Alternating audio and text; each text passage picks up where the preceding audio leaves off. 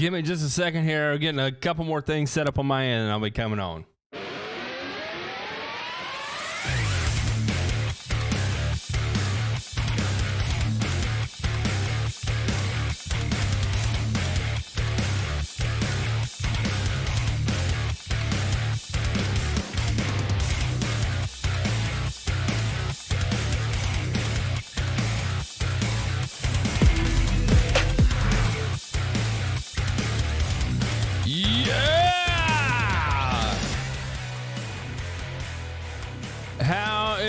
Everybody doing? I don't know why I'm having all kinds of problems today. I ended up loading this into the wrong video, so I apologize if anybody was over on the other video, because now I'm back over here. Somehow, some way I had to make it happen. Now the chat won't refresh, so I'm trying to get all that squirted all over and coming back to everything the way it's supposed to be. One day I will learn how all of this is supposed to go. But until then, bear with me. I'm going to continue to struggle through this. For those of you that are tuning in for the first time, this is the live show. I come on Sundays and I spend about an hour or as long as necessary to answer questions from the viewership. And the way I like to do this is a question and answer format, meaning you ask questions, I do my best to provide answers. A couple things I want to go ahead and get out there and make sure it's understood is, number one, I am fallible. I do make mistakes. Double check everything I say. If I do not know something, I have no problem telling you I don't know something. And so if I'm giving you a suggestion in the realm, understand it's just a suggestion. It is not gospel. I may have made a mistake. Double check, triple check, work them Google fingers out, or duck, duck, go. However you wish, you should jump in and do it, whatever the case may be. Forever, it was me that was messing up. I totally messed up and put it through on the wrong end on my software. So that was totally me, my screw up there. I do that from time to time. I have a hard time with all these things. So anyway, now here we are. We're back on the right side of the way this is supposed to be going, and somehow, some way, getting it all figured out. Somehow, some way. We had, you try hitting your computer. I did consider it there for a second. When I realized what I did, I was like, I just wanted to smash my head into the monitor here. But you know, what do you do? What do you do? Everybody makes mistakes. That's right. So like I said, this is the question and answer format, meaning you ask questions, I provide answers, and I will do my best to answer everything as accurate as possible. But again, double, triple check everything I say. And in that vein, let's see, is there anything else? Is there anything else I need to bring up? No, but if you didn't check any of the Turfs Up Radio episodes last week, I highly recommend you do it. For those of you that are ever confronted with any of the newfound glyphosate issues that while you're out in the field or wherever the case may be, I tried to have an entire episode where I just go through and cover a lot of situational type scenarios that you can use while you're out in the field, hopefully. Also had a great show with Russell Skipper. That was actually one I accidentally was, I used that video setting to try and relaunch this video. It didn't work. I did it wrong. That was my fault. Screwed it all up. Anyway, I've got that somehow, some way fixed, and now back over on the one I had scheduled to start and all that fun stuff. What else? Anything else? Tomorrow on Monday is going to be Pick the Doc's Brain. So if you have anything that we did not cover today, if you want me to go into more detail, that's always a good time to have Doc do that, because we can really take 2 hours and hammer down on a topic as deeply as we need to make sure we feel like it is completely and thoroughly covered. A couple of notes here is, if you do ask questions, I promise I will get to them as quickly as possible, but you do have to understand I do this all stream of consciousness.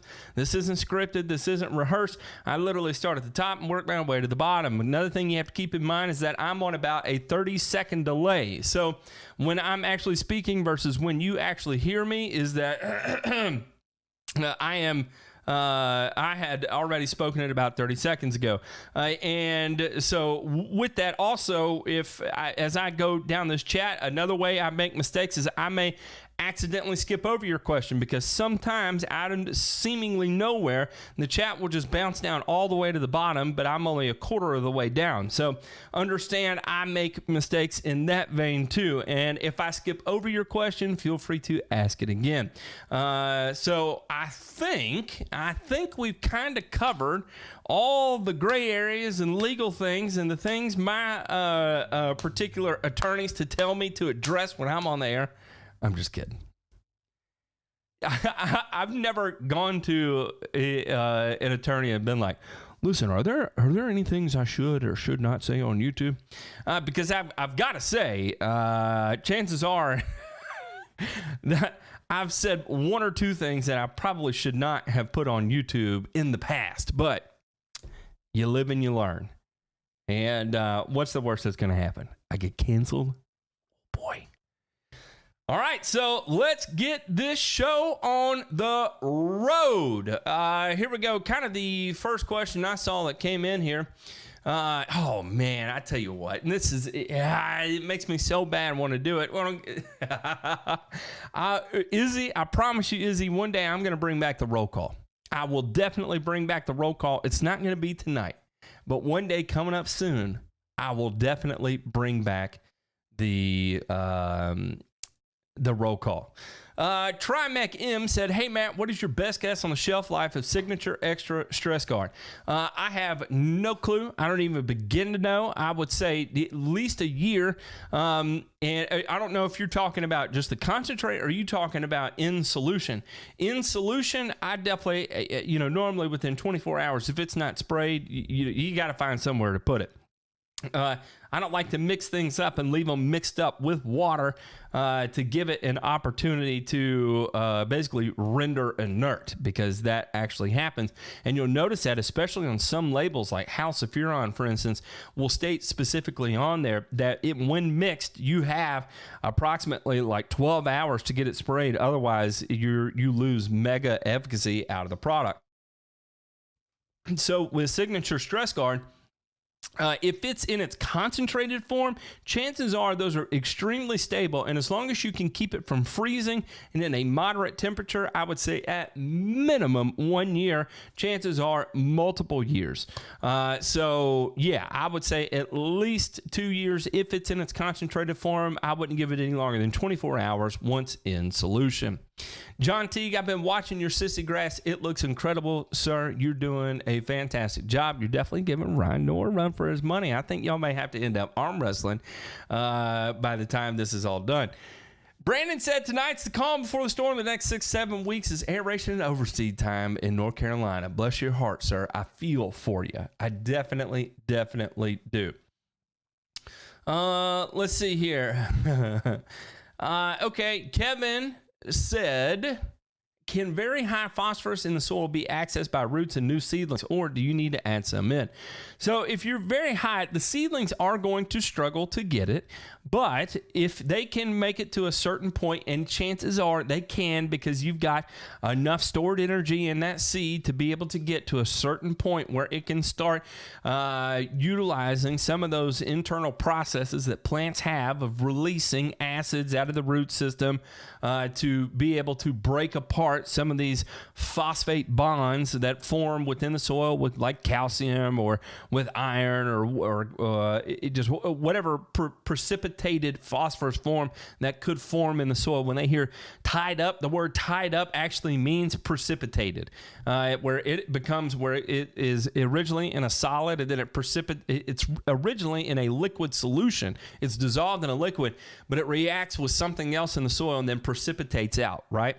So that's what locked up means. So at a certain point, I don't know specifically off the top of my head what exact point that is, but at a certain point, when the plant reaches a certain amount of maturity, as long as you do have that phosphorus in the soil, whether it's locked up or not, the plant is going to be able to emit. One of the things it emits from the root system is citric acid. Citric acid can break some of those phosphate bonds to solubilize little bits of phosphorus at a time in order to be able to take it up. So Yes, it is possible. So do you have to add it? No, you don't. But the other thing to keep in mind is that you can still reduce your soil P level over time and still apply phosphorus, right? So for every 4 units of nitrogen you apply, your plant is only requiring 1 unit of phosphorus. So let's say you applied 4 pounds of nitrogen that year, but you only applied a 1/4 pound of phosphorus at time of seeding. Well, you still have a deficit of 3/4 pound of phosphorus that is being pulled from the bank because of your nitrogen rate you applied. So there is a way to still do it to aid in something a little trickier, a little more sensitive, like seed establishment, and still not raise your soil phosphorus level. Dave Hensel said, Matt, I hear that using various fungicide MOAs at seeding is beneficial for establishment. Can you tell me about that? Yes, there are some fungicides that show faster establishment when applied at time of seeding. There's so many different ones that it's going to be hard for me to kind of go through them all, but I know like picrostrobin, I think at one time even propiconazole was in there, and it even may be Exteris, I think maybe another one that's on there. I can't remember off the top of my head which ones it is, but yes, there is a real benefit to that. What is that benefit? Just perfect plant processes taking place, the plant being able to just cruise on through basically any obstruction it has. All those obstructions have been eliminated, right? So as long as you got your NPK right, and now you're taking a part of from a cultural perspective, then there you go. You're able to kind of rock and roll your way through that. What will trigger dormancy on Bermuda first, temperature or daylight? So daylight won't necessarily trigger dormancy in Bermuda grass. It will slow the growth pretty ridiculously. It'll lose a fair amount of its color, but it won't go dormant until you get a freeze or a frost. It's that first frost that really sets things into dormancy, and there's not enough growth out of the Bermuda grass to outgrow that damaged turf that occurred with the frost. So as a general rule of thumb, daylight hours just slow or retard the growth pretty significantly, but it's that first frost and continued frost after that keep it dormant until your soil temperatures get back up to the point where it can resume growth again. What's your preferred herbicide for Clover in cool season lawns? My tank mix of triclopyr, tenacity, and MSO didn't do much. So with Clover, I like the addition of 2,4-D and dicamba. And 2,4-D just does such an excellent job on Clover that, in my opinion, it just makes more sense to use it in that scenario. If you do not have access to 2,4-D for whatever reason, you can sub that in or out with MCPA. MCPA, you're losing a little bit of efficacy over it, over 2,4-D, but it is something else you can go with. Also, if you want to do one of the pre-blends like Escalade 2 from New Farm has great broadleaf herbicides, 4-Speed XT, Cool Power. All of those contain triclopyr, fluroxypyr, and either 2,4-D or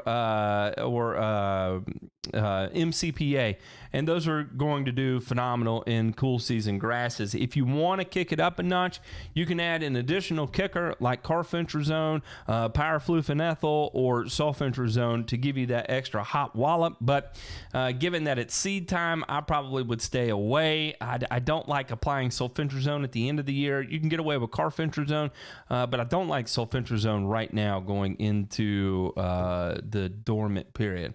See, there we go. We jumped down to the bottom. Aha. Ron Kitchen said, I'm looking to grow my business. Is Real Green the way to go? Best way to get business name in front of people. Real Green is okay. I'm just going to tell you my experience right now. I'm not going to tell you which one is above and beyond. because they change so quickly, and I've been out of business that for so long now, it's hard for me to say one way or another, this is the way you need to go.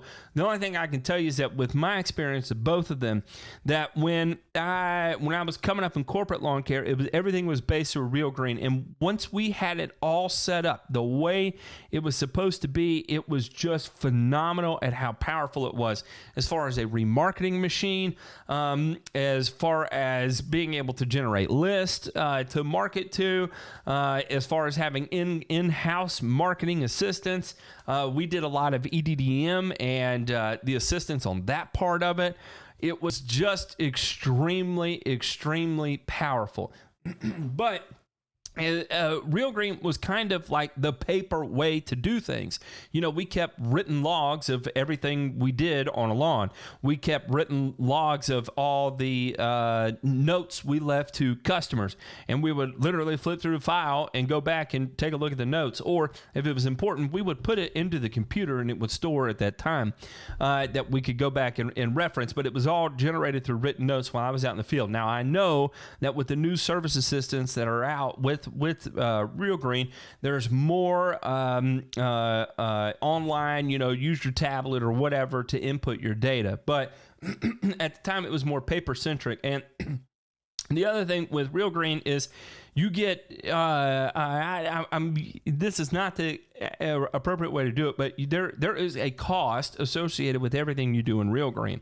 And I think we're starting to see more of that in other software systems as well in Fert & Squirt, is that for whichever way you want to go, whether it's an email blast or whatever the case may be, there is a dollar figure attached to that, and it may be like, I don't know, 7 cents or 7 cents an email or 33 cents a robocall or whatever the case may be that you're using to get out of it.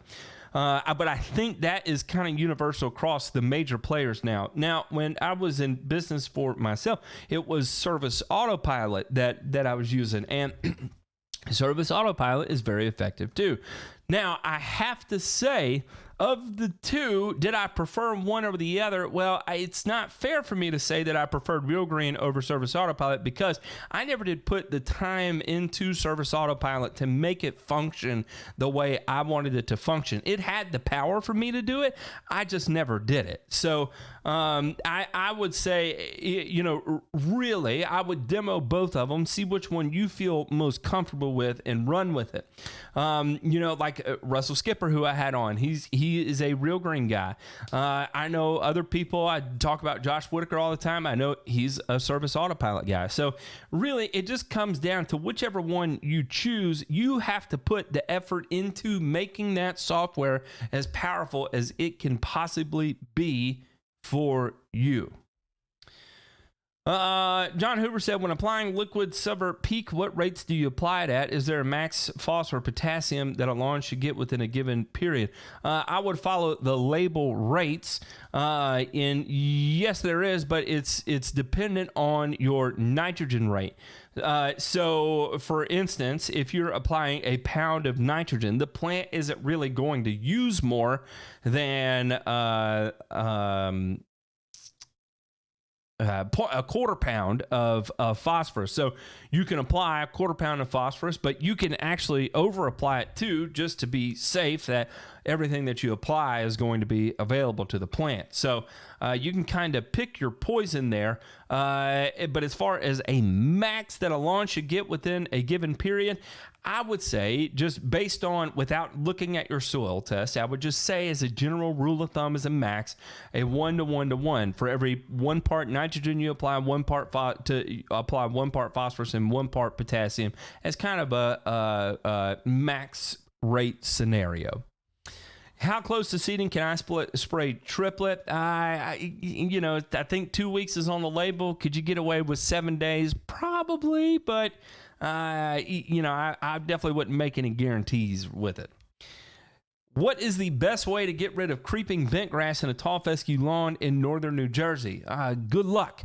So you can try your tenacity, your mesotrione. I know some people have good luck with it. I know other people don't have good luck with it. So you kind of have to just give it a old wing or whirl there and see if it works for you. I've tried Pilex, never, and you have to understand too, I don't have a lot of history or experience treating creeping bentgrass. I've only had a couple properties that had bentgrass in it, and they were lakefront properties, and I used Pilex and tenacity, and neither of them were effective. Ended up having to glyphosate it out and then seeding it. So, I know tenacity and Pilex are labeled for it. Which one's going to end up working for you? I don't know, but those would be probably in the places where I would start. Should I put down fall pre-emergent on my newly seeded Bermuda? Fall pre-emergent on my newly seeded Bermuda. I'm hearing different opinions, but I don't know if I would trust mine the most. It depends on me personally. In my experience, no, I wouldn't. I would just let it get weedy, and then in the spring when it starts to green up, I would come in and make a blanket application of something like Monument, trifloxysulfuron, clean up everything and just be done with it and not worry about it. That way it just takes all the guesswork out of it. I can spray like 2 herbicides. I can spray Monument and 2,4-D in a tank mix and clean up 99% of what you're going to see in your lawn at that time, and then it's over. You don't have to worry about it. You don't have to worry about whether or not your pre-emergent is going to give you a problem with the fall or not. Me personally, I would rather go after it post-emergently, let it do what it needs to do over winter, and then once I see that it's greening up fine, then I can go in and get down my pre-emergent. But what I don't want to do is start running a pre-emergent in the fall, then a pre-emergent program in the spring, and then it never green up, and then I'm screwed. Let's see here. What do I need to do to get nutrients back into the soil at new construction where my topsoil was removed during grading? So you pull a soil test, you see what you're deficient in, and then apply accordingly. You build your program accordingly. One of the things that you have to take into account, though, is that you're going to have to apply nitrogen. So what you're planning for off of your soil test is how much phosphorus and potassium you need to apply. Outside of that, the rest of it is just a bunch of noise, really. If you want to then take it up to the next step, that's where you can look at doing things like incorporating organic matter or aerifying and backfilling with like sand to open up drainage points, using wetting agents to get water to infiltrate into the area. You can just play with it however you want to really after that, but what's most important, the simple foundation piece to the whole thing, is get your NPK right. Upstate New York, turf type tall fescue and ryegrass. In your opinion, how short or tall should I cut my grass before putting it to sleep for the winter? I would keep it tall before winter, but I'm in a totally different area than you are. Somebody was talking to me the other day about mitigating snow mold with lower heights of cut. I don't deal with snow mold where I'm at, so I can't really. The only thing I can tell you is that I've kept it long here, I've kept it short here, and makes no difference to me. It all does the same. So in my experience, typically a little bit taller, I'm dealing with less weed pressure, so I would keep it a little bit taller. But you have to deal with snow mold. I don't, so I don't know what plays into that. I don't do a lot of research on snow mold because it's never anything I've ever had to deal with. What is a good herbicide for broadleaf and grassy weeds in Bermuda? So that is actually a great question. This is where Pilex would probably be a pretty good tool for you, because you can run it at high enough rates on cool season, at high enough rates to control your grassy weeds, but you could also use it at low enough rates that it's not going to kill your Bermuda grass. And then on the second piece, golly, what else could you go with there? I gotta think about this. As long as it's totally dormant, your Bermuda's totally dormant, you can use things like ethofumicate too. That would also be another good choice for you. Tenacity too. Tenacity would fit well into that. You do some tenacity ethofumicate tank mixes would be pretty effective for you as well. Will zoysia grass do good in North Carolina? Yes, there's lots and lots and lots of zoysia growing in North Carolina, without a doubt. Seeding in about a week, I see some fungus issues creeping up after some heavy rain. Should I spray fungicide or not worried about it? Personally, I would not worry about it. In my opinion, it's just not worth the time, money, energy, effort to get out there and burn cash on fungicide right now. Oh, goodness gracious, I lost my spot. Where am I? Here we go. What's the deal with cool season guys aerating and seeding? Down here in South, we just scalped the Bermuda down and seed over the top. Ron, so a lot of times what you see is that they're seeding tall fescue. When we're seeding over the top here in down south, is we're just broadcasting perennial ryegrass over top. Perennial ryegrass has way more energy in the seed, even though it's similarly sized, than fescue does, and that's why we can get away with it that way. When I overseeded Bermuda grass with perennial ryegrass, never once did I core it. Never once did I slit seed it, anything. I just broadcast that bad boy, and if I was real worried about it, I may run a drag mat over it and then call it good. As far as the aeration thing and the transition zone, mainly it's a tall fescue thing, and it's been around for so long that people just continue to do it, and I don't know. Is all of it necessary at the rate you see it? Probably not. But at this point, it's kind of become the standard. The standard method of seed establishment is aeration and overseeding. What's up, Johnny Moe? How are you, good sir? Yes, sir. Let's try to connect. Absolutely, Johnny. I'm gonna try and find an email. I'm gonna do some stalking on you, Johnny Moe, and definitely let's connect. Let's hook up, sir. What's up, Chad? Thanks for looking at my salt. Oh, that was you, Chad. Okay. Looks like X-Ring's a good fit. Yeah, it is. It's a good fit for what we saw there. Stetsuk, what's up, dude? Use GrubX. Okay, so the in mid-June, starting to see crows pecking in a small part of my overseed. Dug spot and found a small amount of grubs. Did I put down the GrubX too late? Possibly. It is possible. It also could be that that the rate. That's the same active ingredient as a Celiprin, and I have no idea how the rates on GrubX compare to making a liquid application of a Celiprin. If I had to say, they're pretty little bit light and fluffy compared to actually getting out there and spraying a Celiprin. So if I had to guess, it's going to be some variance there between either timing or, more so in my opinion, would be rate. And as far as a curative, yes, Dialox would be the curative of choice here. Do you co-sign neem oil for a hydrangea fungicide? Diamond shotties? No, I do not. I've just ended up having more issues spraying neem oil than I have successes. So in my opinion, it's not the direction I would go.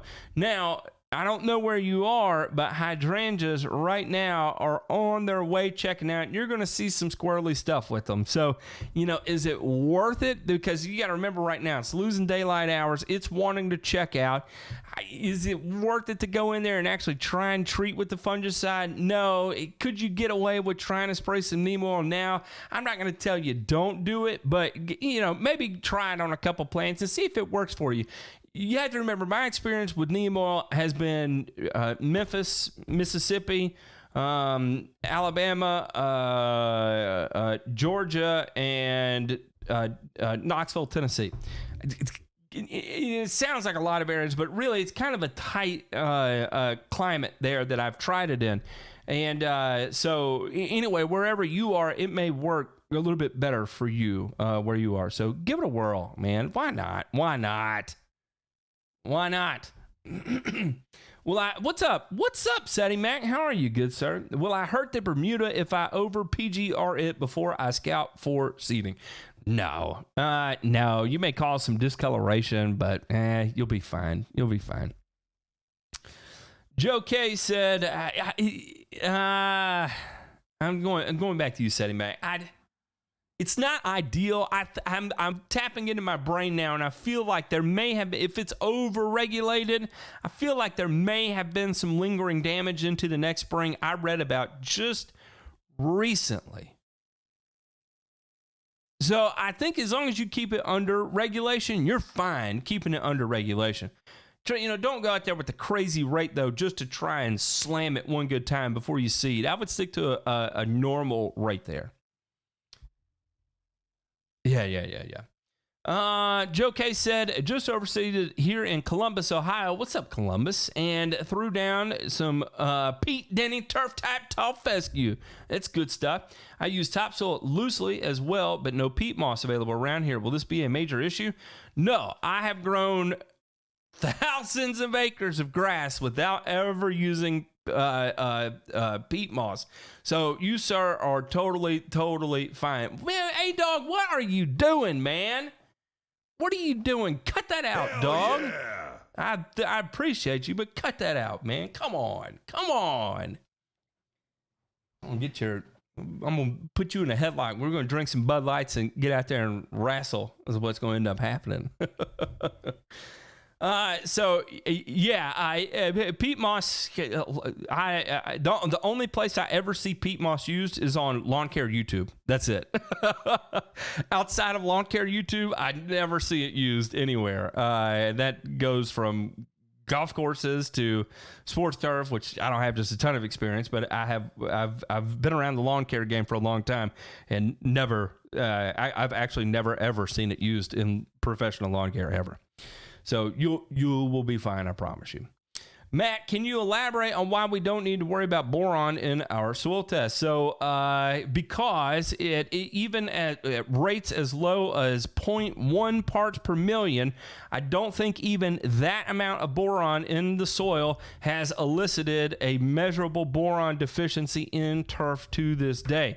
I could be wrong on that, but I'm about 98% certain that is the case. There's never been a noted boron deficiency as long as it's at a 0.1 parts per million or above. Because I'll have some people say I have a 0.01 or a 0.1 boron measurement, and you're like, well, okay, you should be fine. And kind of the places where you can kind of read on that chat is you can go deep into the wormhole with Dr. Micah Woods of the Asian Turfgrass Center, Asian Turfgrass Center in Thailand. He's a good researcher, and he also worked with Pace Turf on the MLSN, and you can do some reading into the MLSN too, and probably get more specifics on that as well. Is it worthwhile to spray established weeds right before winter? Can the pre-emergent do any good in the lawn under the snow? I don't quite understand what you're saying there. As far as spraying established weeds right before winter, like I guess you're saying after you seed and the lawn's going to go dormant, is it okay to go ahead and spray them? Yes, that is a great time to spray them, so that way they don't overwinter and you're not dealing with them in the spring.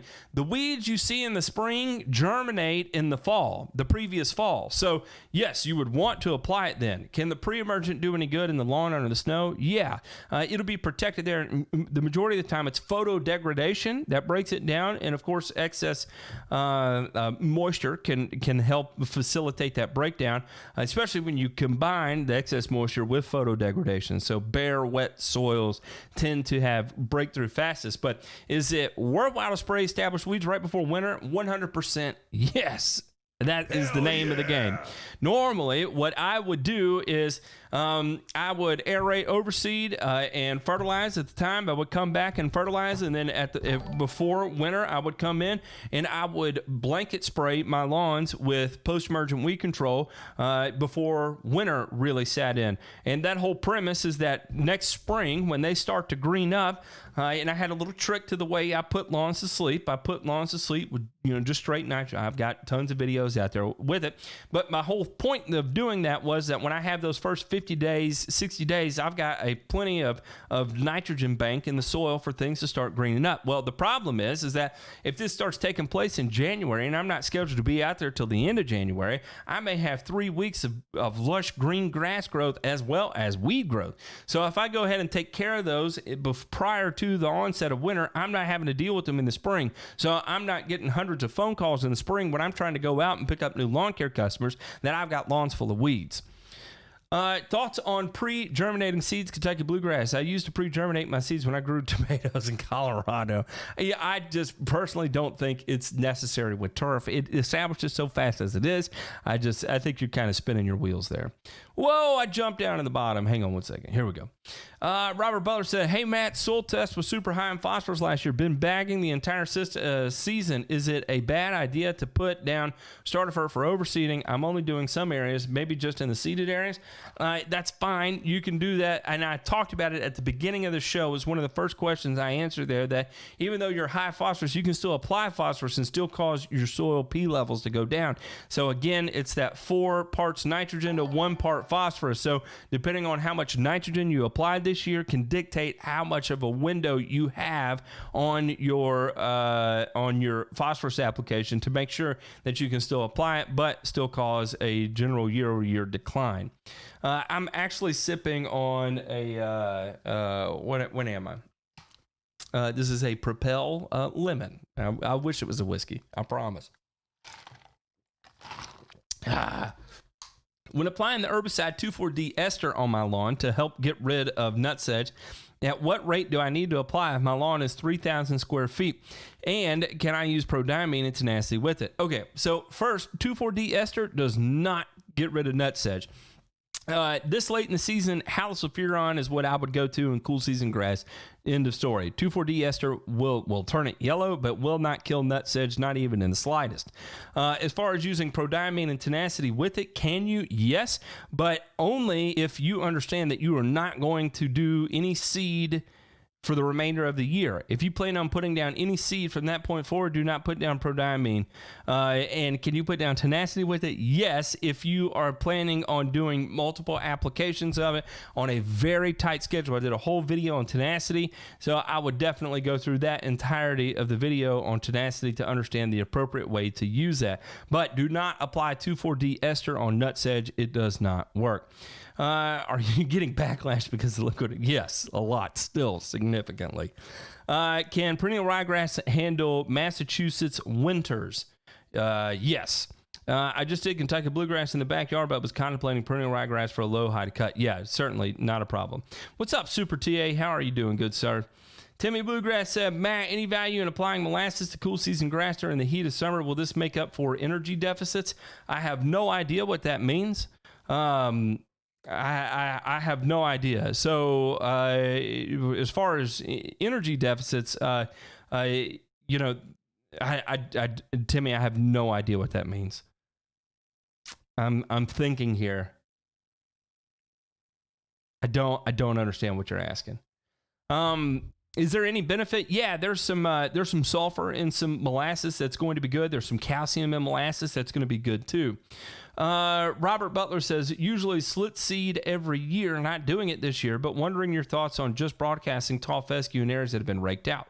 Soil won't be really loose, but it'll make contact. Chances are you're going to be fine. I've done that a lot, Robert Butler, and it worked just fine. I treat large ball fields and had a couple fields. What's up, Ron? I feel you, brother. Not in a chance on a ball field would I ever aerate a ball field or split seed a ball field to put down perennial ryegrass. Not a chance. So I agree with you 1,000%. Mole cricket. What would you go to for mole crickets? Fipronil, top choice, has always been my go-to. For ball fields specifically, you're gonna have to make your own interpretation on a label. But if you gotta get a little squirtle with some acephate, I won't be mad at you. I'll tell you that right now. On propiconazole label, it says on seedlings it can help with root development. Thoughts? Yes, it is very possible there, and it has to do with kind of that growth regulatory effect you get out of propiconazole. That it can help and kind of provide that growth regulatory biostimulant like effect on seedlings. You see the hand action there? That's how you know it works. I can't believe I'm still in a drought even in the fall in Buffalo. Oh, man, I hate that for you, dude. Not the time to be in a drought. That is for sure. RGS and micros during seeding, best for foliar. Yes, I would probably do something like that as a foliar application. I can't believe someone would drop $80. But get out of here, man. Get out of here.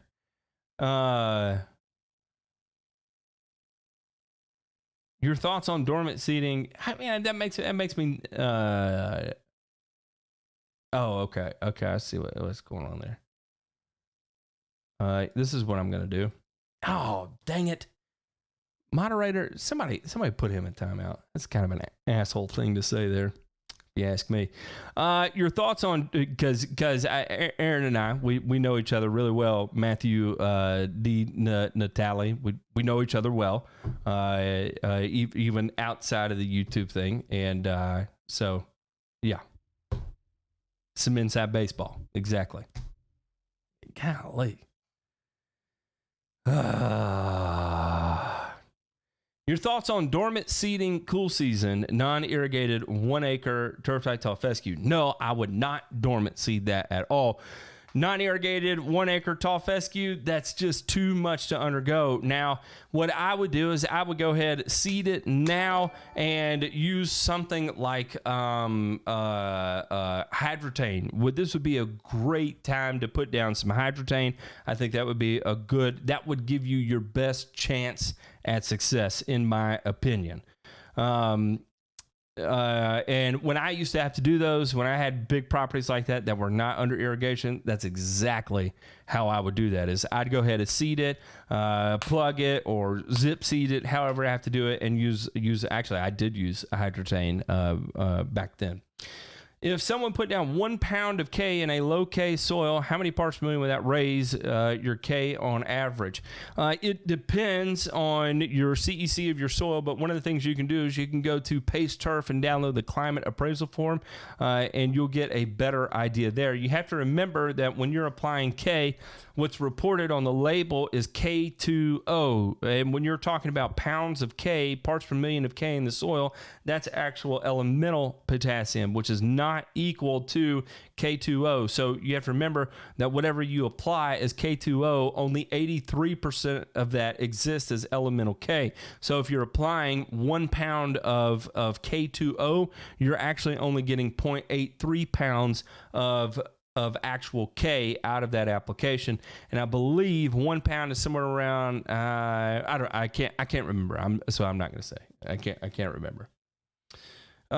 It's because we're starting to get weird with the CECs and all that, and I don't know without doing a little bit of reading first.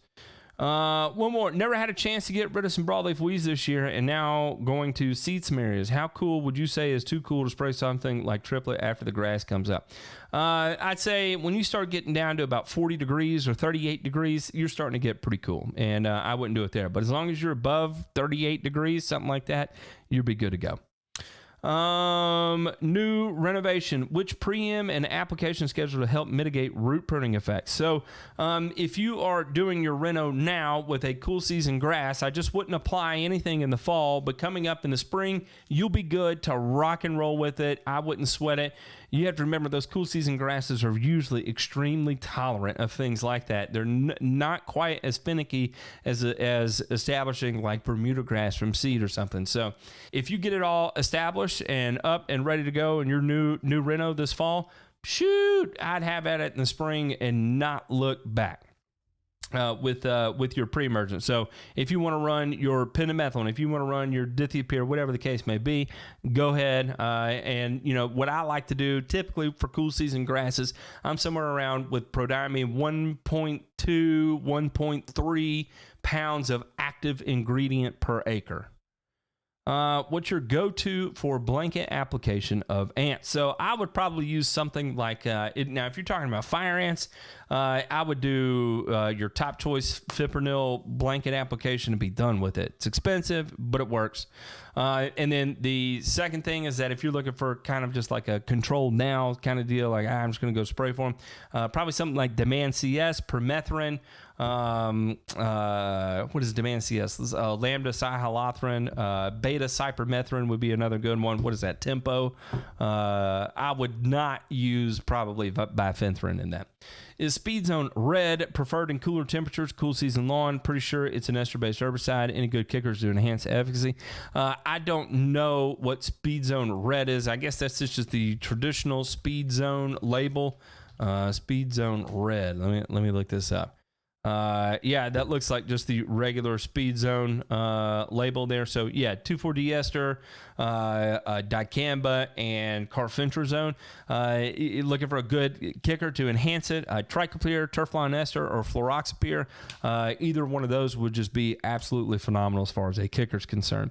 What's up, Chips and Guac? How are you, sir? So I've had a biostimulant pack from Green County for months, and I've never split it after all your talk on humic and phosphorus. How can I apply these products in a useful way? You can apply them. You have to remember, who was it? It was the Sports Turf King, Ryan DeMay, said, the whole premise behind applying humic with phosphorus would be like inviting the guy to the party that shows up and drinks all the beer before everybody else gets there. So you still get to have a party. It's just all your party juice gets used up before you have the opportunity for everybody else to show up and have fun. Love you, son. All right. So yeah, you can do that. Now, typically, where if you want to pull off of, sweetheart, I love you. Be a good girl, okay? If you want to look at like data where it's been tested and stuff, you can go to Virginia Tech has a biostimulant research where they went through and tested all kinds of different things. It was a multi-year study, and if you do like Virginia Tech biostimulants, you can see you'll be able to find it. It's in a PowerPoint presentation, or Dave, you're in one of the groups with me. You're in my private Discord. You shoot me a DM over there, and I'll send you the link to it. I've got it in one of those rooms, that maybe in the humic room. I can't remember, but I've got it in there where it talks about how to use it. So I would do that during the growing season. I would be making applications then prior to and through the onset of stress. How would you recommend fluazepop for weed wick glyphosate for quackgrass and tall fescue? Would you recommend fluazepop? Yeah, man, I've never weed wicked fluazepop, so I don't know. And man, I just don't know. Try it and let me know how it works. That's really the only thing I have to say on that. I do not know. Fast release or slow release in November, hearing different opinions. Fast release. It makes no sense to apply slow release because, one, first off, nitrogen is naturally slow release in cool weather. When you hear about volatility and all this fun stuff, that all occurs at warm temperatures. That doesn't happen at cool temperatures. Two, you don't need, the plant isn't going to be using that much nitrogen to begin with. And what isn't used is going to be stored as kind of like a bank system in your soil. Nitrogen becomes very stable at cooler temperatures. So what I would do is 100%. I've tried it both ways. I can't tell you how many tens of thousands of dollars on the different durations, on the different polyions, many tens of thousands of dollars. And you know what outperformed every one of them for me? Just fast release fertilizer. Above and beyond, just a fast release fertilizer worked best in my experience. Matt, my understanding was that the photosynthesis decreases in cool season grasses when temps get over 77 and photorespiration takes place above 87. Yes, that's correct. My question was, would molasses help provide a supplemental source of energy at a time when the turf grass is struggling to produce its own? Okay, I see where you're going with this now. Chances are probably not, because what are the chances of that molasses actually being foliarly absorbed and then utilized in the plant as that? So I don't know what the molecular weight of molasses is, but you're kind of getting a little squirrely there. Chances are that if you'd applied it, more than likely it would be consumed by soil biology before it ever had the opportunity to make it into the plant, if it would be taken up through the root system. So there's been lots of studies about molasses, and normally what is observed is you capitalize on that little bits of nutritive value from it, coming from the calcium, coming from the sulfur aspect of it. So, in fact, one of them that I'm a little bit familiar with, where they were even applying it at somewhere around 720 ounces per 1,000 square feet, it still wasn't eliciting that much of a change in the grass at all. As far as there was some statistical significance, but it was very, very, very slight statistical significance at 720 ounces per 1,000 square feet on a 1 week interval. And mainly that had to do with the weight, had to do with dry mass of the plant was slightly greater, but just slightly. And it was only statistically significant in 1 out of 2 years of trialing it. How important is cation exchange in the soil testing results to establish correction plan? Kinda. So when you see cation exchange capacity, really what that tells you is that you're going to have to increase your frequency of applications. So yeah, that's really about it. So that way, if you're trying to plan a program that is on an 8-week interval, but you have a CEC of like a 4, then that's not going to work. You're going to end up shooting yourself in the feet over it. But if you have a cation exchange capacity of like a 15 and you're trying to go on an 8-week interval, well, chances are you can probably figure out something that'll work in that scenario. Best piece of advice for new YouTube lawn creators? I just do the videos that make you happy. I have no idea. I'll tell you what Ryan, what Connor Ward told me, because there for a while I definitely didn't want to do YouTube videos anymore because I felt like I was in a shoebox and I couldn't say the things that I wanted to say, and it kind of infuriated me to be stuck in that. So finally, Connor told me, he's like, listen, if you don't enjoy making videos, he said, you're either going to make the videos you enjoy or just stop. It's as simple as that. There you go. So I decided to go ahead and just, you know what? If it's career suicide, it's career suicide chances. But the thing is that I sleep better at night over it. So that's what I do. Are the Vols overrated with the number 16 rank? Definitely not. If we were ranked, I would say number 1 or 2. I'd say that's probably a little bit more close to accurate. So I'll say number 1 is considered overrated. I would say number 2 would be somewhere on point. And number 16 is just traditional UT hate, man. It is just you're seeing exactly how the media perceives Tennessee, and we've got such a terrible reputation after the Greg Schiano deal that they just treat us like trash, man. No, we're number 2 in the country, and that's that. And I don't know about you, but it smells like 98 to me, baby. Woo! It has nutsedge on the label as a plant that it controls. It has nutsedge on the label as a plant that it suppresses. It is not a full-fledged through and through control. Let's see here. Where am I? I kind of got a sidekick here. Dumb question. What was your favorite method of spreading large amounts of lime? Did you just use a permagreen? Yeah, I just use a permagreen. I use it for everything. Hey, Matt, how helpful is it to apply liquid iron at this point? I have Bermuda, and I'm located near Charlotte. It's starting to get cold, so will it help make and keep the grass green? There's a chance you may get a little bit of color pop out of it. Is it going to be the life-changing difference for you? Probably not, but if it's really bothering you that you got to try it, go ahead, go run with it, man. It's all you, dude. Matt, sorry, man, I just read that and it kind of just struck me the wrong way. I apologize. How long does it take Kentucky bluegrass to become adult and start spreading sideways? Oh, I don't know, 90 days, somewhere around there. Use Carbonex last week, spray some GTMF and ease it down with the peptides, or hit it with some Dep 10 next weekend. So I would let it go.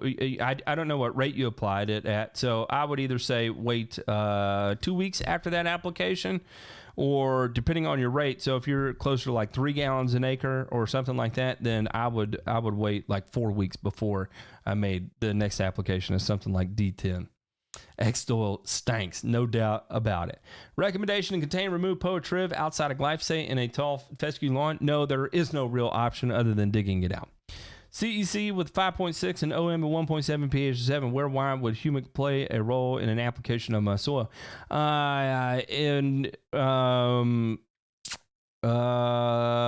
So a couple things you could do is,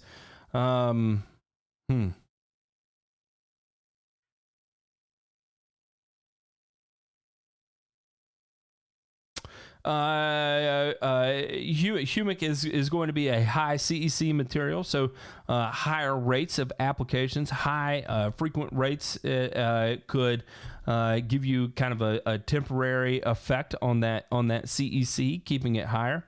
And then outside of that, it would, it's not going to really play a major role on your soil. Now, you could use it as kind of a combination with, say, like mix it with urea and get some stability effects out of the urea. But as far as like that's going to come in and manipulate things over a long period of time, it doesn't work that way. Tenacity calls for non-ionic surfactant. Can MSO be used? Yeah, it can, but I would expect way more collateral damage out of it. Just saying there. What's the cheapest, best way to create my own 1:1 ratio fast release fertilizer? It seems to be tough to get this ratio in Massachusetts, as it seems like a ratio meant for most warm season grasses. No, it's meant for anybody with low phosphorus, so with low potassium. So the cheapest way to do it is go get urea and spread it, and then go get sulfate of potash and spread it. And you can do it same day, or you can do it in alternating applications. But so if you're applying 1 pound of actual N, apply 1 pound of actual K. Again, remember, take into account that K2O to elemental K adjustment there that you need to make. But that would be the cheapest, easiest way to do that. You could just do it over 2 applications instead of 1 application. Any type of fast release I can use. Vex Drive isn't available. 4600, 2100, however you want to go about it. When is the next trigger warning? It's coming soon. I've got 2 videos scripted, but the problem is that recording those to editing those to getting them published is about a 12-hour process. So it's when it was my son's birthday this weekend, so I didn't have a lot of time to do it. And we celebrated it this weekend. His birthday isn't until Wednesday, so I didn't have a whole lot of time. And that takes a pretty significant time commitment there to put together one of those. So it's coming soon, I promise you. I'm hoping tomorrow. I'm hoping Tuesday night to go get it recorded. Let's see. We get a lot of the other UT hate here too from rankings. To be fair, our team hasn't been good lately though. Hey, it's all right. Are you still salty over the 98 Orange Bowl? Go Huskers. You already know. Man, freaking what happened in Nebraska? Nebraska used to be great.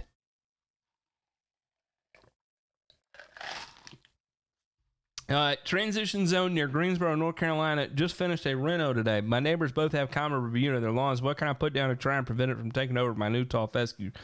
Nothing. When it does start moving in, you can put down at the fumicate. You could put down.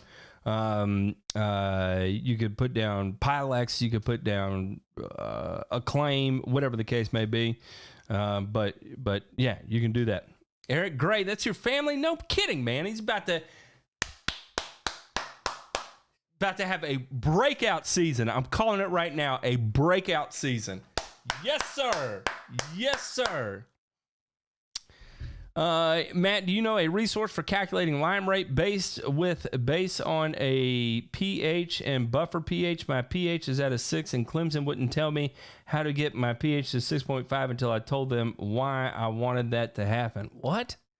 Yeah. So there, I did a lime video, and I think you can search somewhere around UGA.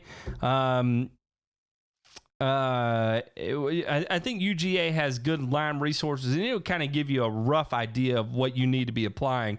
So As a general rule of thumb, I'm going to say somewhere around 50 pounds per 1,000 to move it from a 6 to a 6.5. Maybe not that. Actually, no, it's not going to be that much. You would probably be closer to like 25, maybe 30 pounds per 1,000, somewhere around there. If I'm just remembering and going off the top of my head here, but there are charts out there. I don't know off the top of my head. I did a Lyme video and I referenced one of those charts in it, so I would take a look at that. Will prodiamine or dithiopyr have negative effects on forsythia? Don't want to harm neighbors' plants in the spring. No, but 2,4-D and forsythia is like, goodness gracious, kryptonite just being broadcast out there. Let me tell you, I have just I call it roller coastering a forsythia, where, man, you spray it within 10 feet of a 2,4-D, within 10 feet of a forsythia, and boy, it can get real squirrely real fast. So just be careful around your forsythias if you're going to be using any kind of broadleaf weed control. But as far as prodiamine and dithiopyr having an effect, no, you'll be fine. Look at this. Look at this. At exactly 10 o'clock, we made it down to where I thought we would be. So I want to thank each and every one of y'all for tuning in tonight.